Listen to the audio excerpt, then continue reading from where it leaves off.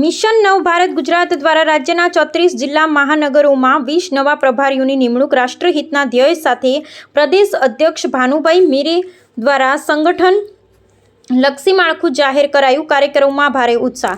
રાષ્ટ્ર પ્રથમ અને રાષ્ટ્રહિતના ઉમદા ધ્યેય સાથે કાર્યરત સંગઠન મિશન નવ ભારત ગુજરાત દ્વારા રાજ્યમાં સંગઠન લક્ષી માળખાને વધુ મજબૂત બનાવવાની દિશામાં મહત્વનું પગલું લેવામાં આવ્યું છે।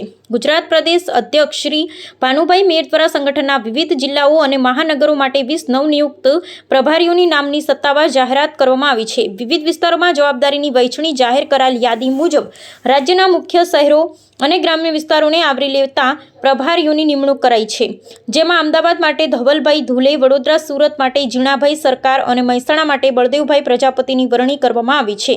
તે જ રીતે ઉત્તર ગુજરાતના પાટણમાં ચંદ્રકાંતભાઈ બારોટ, બનાસકાંઠામાં રંજનબેન પ્રજાપતિ તેમજ વાવથરાદમાં ચેહરસિંહ વાઘેલાને મહત્વની જવાબદારી સોંપાઈ છે। સૌરાષ્ટ્ર અને દક્ષિણ ગુજરાતમાં પણ નિમણૂક સૌરાષ્ટ્ર ઝોનમાં સુરેન્દ્રનગર રાજકોટ માટે રામભાઈ ઝીલારિયા અને જામનગર મોરબી માટે નરેન્દ્રભાઈ જોશીની પ્રભારી તરીકે પસંદગી કરવામાં આવી છે। દક્ષિણ ગુજરાતમાં નવસારી માટે રાકેશભાઈ મીર અને નર્મદા તાપી માટે શૈલેષભાઈ મેરની નિમણૂક કરાઈ છે।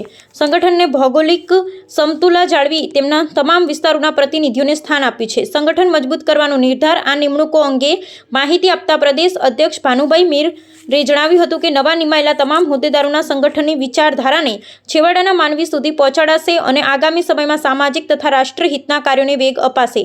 આ જાહેરાત બાદ સંગઠનના કાર્યકરોમાં ભારે ઉત્સાહ જોવા મળી રહ્યો છે અને નવનિયુક્તિ પ્રભારીઓને પર અભિનંદનની વર્ષા થઈ રહી છે। અહેવાલ રામજીભાઈ રાયગુર, બનાસકાંઠા।